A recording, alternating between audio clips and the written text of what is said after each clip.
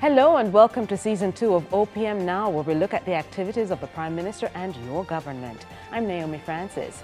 This week on OPM Now, Prime Minister announces infrastructure repair program as heavy flood rains impact the island.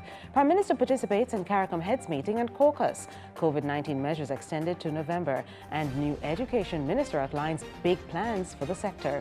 These and more stories now.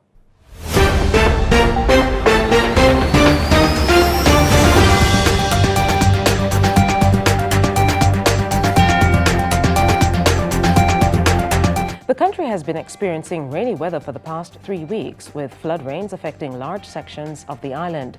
The result of rains from the outer bands of Tropical Storm Zeta, along with other systems, Delta and now Eta, have contributed to a record-breaking Atlantic hurricane season, as the most named storms have formed in 2020. Prime Minister Andrew Holness told the country that he will tour the island to see the damage firsthand. He also announced a repair program. Last week, Prime Minister Holness joined his fellow heads of government from the region for the 41st CARICOM Heads of Government meeting and caucus, which was held via video conference to discuss the COVID-19 pandemic and its impact on the region, Caribbean economic recovery and transformation, acknowledging that COVID-19 has exacerbated the challenges for the region, and a joint tourism policy for CARICOM, among other matters. He also met with the new EU ambassador to Jamaica, Her Excellency Marianne Van Stern, among other engagements. The government continues to manage the COVID-19 pandemic, implementing several measures to flatten the curve, particularly as the country is in the community spread phase. The country's chief epidemiologist, Dr. Karen Webster-Carr, tells us of the importance of following protocols. Entering the community spread, I think it's more about tightening the protocols that we already have. So it is ensuring that our physical distance is maintained. We also need to ensure that we wear our mask at all times in public spaces, and we need to wash our hands or sanitize our hands. There are other protocols that have been in place, such as the protection of the older person.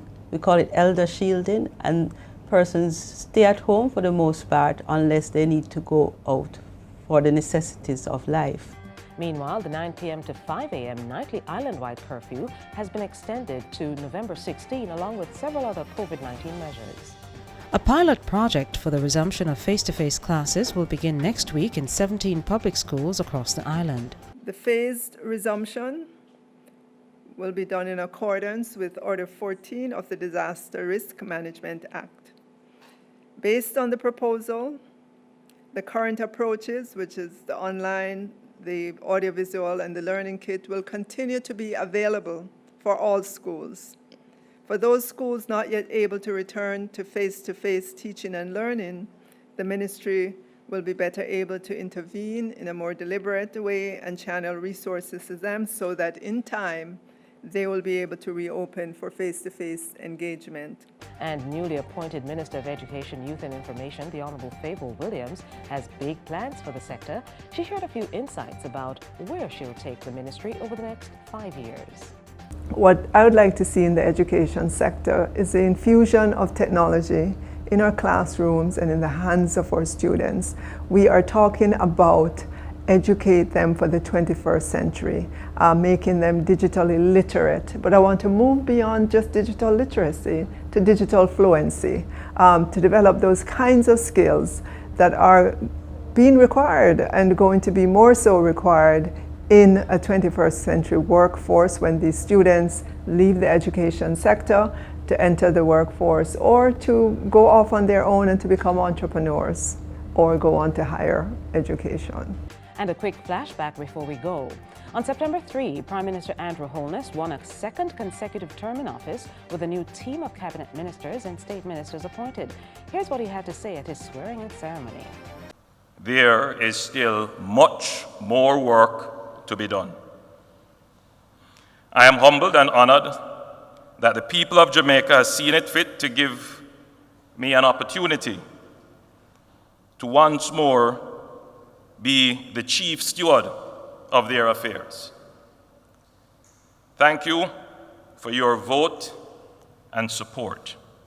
And I commit once again to use every fiber of my being and all the energy of my spirit for the advancement, fulfillment, and prosperity of the people of Jamaica.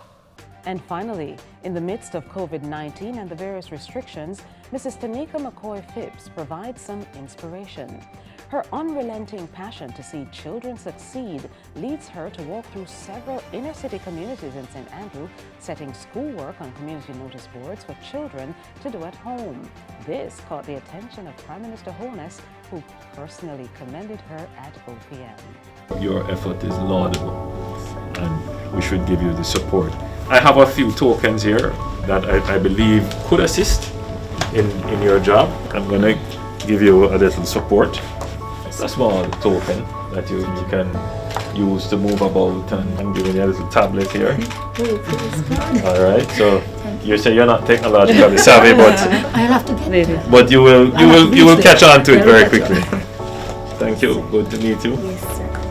All right, keep up the good work. In the coming days, Prime Minister Holness will hand out tablets to students in sections of St. Andrew, among other activities. And that's it for OPM Now. Please remember to follow the Prime Minister on all socials at Andrew Holness JM and on YouTube at Andrew Michael Holness /JM. Don't forget to come back every Monday at 6 p.m. for OPM Now on social media. Catch you next week. Stay safe.